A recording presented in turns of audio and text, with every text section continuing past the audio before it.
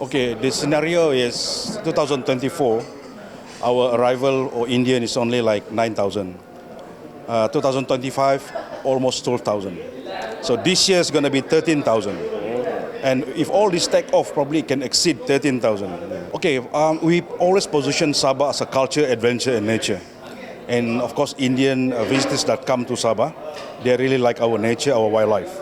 And probably one day, we can learn more private sector from India to open F&B for Indian food in Sabah. If you look at individually, probably it's not big, but in terms of compounded impact, if you look at in India, there are more than 5,000 cycling clubs. And in Chennai alone, I was made to understand that more than 10,000 cyclists. And probably all of India, according to Hisham, is more than maybe 100,000.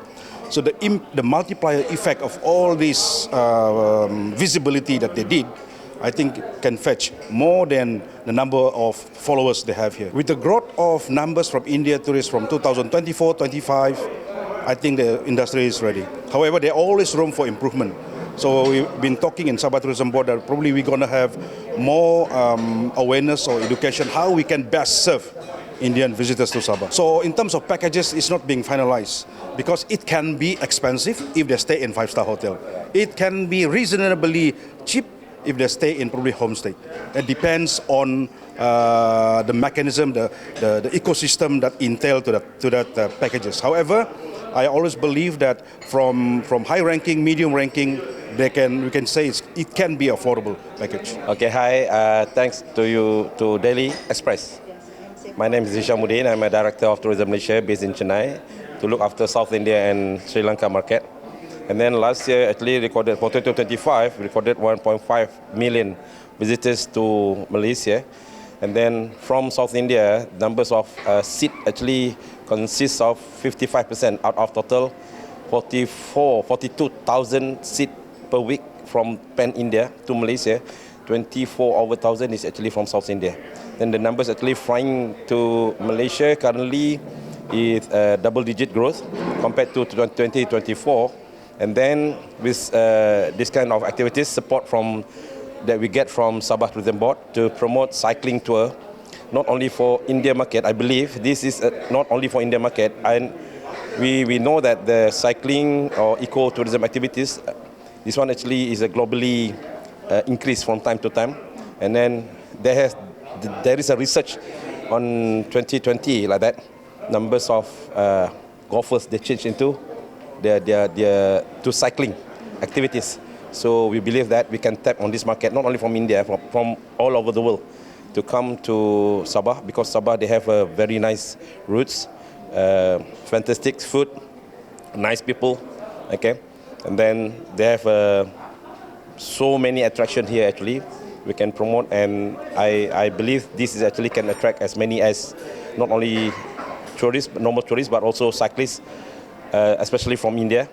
And I would like to say it could be because we already established this Korean market to play golf here. But we know that for Korea, the bike industrial in Korea is actually the tiers actually front of us. So they have a many group. This also is a good market to tap on. So with the current condition, I believe that Sabah, after this, really can become Sabah cycling paradise, not only for the Indian market, but for the whole world. We will love cycling, for the avid cyclists to come to. And I would like to say thank you to Sabah Tourism Board and also to Royal Brunei Air, to Tourism Malaysia, and then to our DMCs, track finders from Sabah. They're really good, really actually did a good job. Then, because for cycling, the most important thing actually is the route condition, and then the second part is about support system and also security, okay, on how actually you're handling. So this actually has been proved by DMCs here in Sabah. So which is they are ahead actually. Their service is good, their mechanic is good, okay. And then we have facing no any problem we are facing. Everything is going smooth during this 4 days cycling in Sabah, from KK to Kudat, from Kudat to Kota Belut to Kundasang, and then turn back to Kota Belut. Really nice, really awesome. Because I came here before. Okay, I've been to top of Mount Kinabalu, and then I came here to your tip of Borneo by bus, by van. But this time I come here with bicycle. That's amazing.